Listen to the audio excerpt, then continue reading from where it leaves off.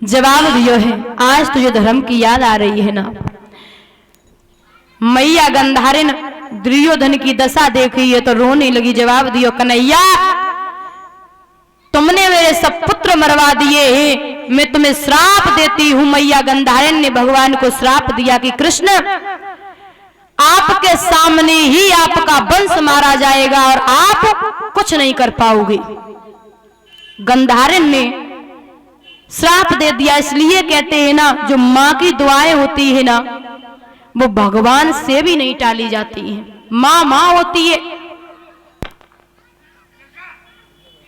तभी तो सब यदुवंशी मारे गए हैं ना। भगवान देखते रहे लेकिन किसी को रोक नहीं पाए। सब यदुवंशी मारे गए।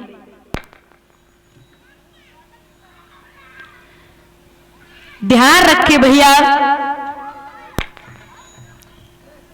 आज उस युद्ध भूमि में दुर्योधन पड़ा है। बड़ी बुरी दिशा है। तो वहां पर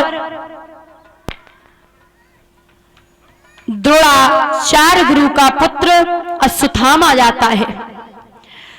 अश्वत्थामा ने जब दशा देखी है ना दुर्योधन की तो रोने लगा है। जवाब दियो वीरन, मैंने आपका नमक खाया है ना, मैं आपकी बजाऊंगा। और आपको क्या हो गया, या युद्ध भूमि में कैसे पड़े हो? दुर्योधन ने एक बात कही, वीरन में 100 भाई थे ना, सब मारे गए, आज एक भी नहीं बचा। पांडव 5 थे ना, 5 के 5 जिंदा हैं। अगर एक भी चला जाए ना तो उस मन को बड़ी शांति मिलेगी। महाराज जब ये कहा है ना तो बोले, आप चिंता मत करिएगा, मैंने आपका नमक खाया, मैं जाऊंगा। रात्रि के समय में वो अश्वत्थामा चला है। दादा भगवान तो पांडवों को शिविर से ले गए बाहर, अपनी अपनी सैया पर। पांडवों की जो सैया थी ना, जहाँ लेटते थे, विश्राम करते थे शिविर में, वहां मैया पंचाली के 5 पुत्र लेट गए हैं। जाके देखने में स्वयं पिता के समान थे। अश्वत्थामा रात्रि के समय नहीं पहचान पाया कि ये पांडव हैं कि पांडवों के पुत्र हैं। उसने 5 पुत्रों के शीश काटे हैं, वहां पर धड़ बिलख रहे हैं और लेकर के चला है। दुर्योधन के पास पहुंचा। दुर्योधन ने कहा, अश्वत्थामा ने कहा, मैं 5 का शीश काट के लाया हूं। दुर्योधन ने जवाब दिया, बातें तो ऐसी कर रहे हो, मैंने गाजर मूली काट के लाए हो। बोले नहीं नहीं, मैं सच कह रहा हूं, मैं शीश काट के लाया। बोले दिखाइए। जब 5 शीश धरे है ना तो दुर्योधन रोने लगा। जवाब दिया, रे दुष्ट, तूने मेरे वंश को ही नाश कर दिया, मेरे वंश में कोई पानी देने वाला नहीं छोड़ा, तूने मेरे वंश का नाश कर दिया। इतनी कह करके दुर्योधन के प्राण है वो निकल गए।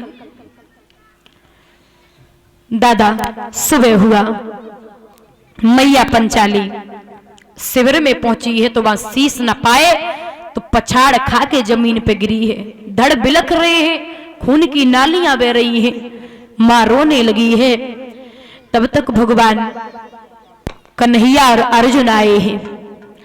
अर्जुन ने देखा द्रौपदी को समझाया, जवाब दिया, देवी आप चिंता मत करिए,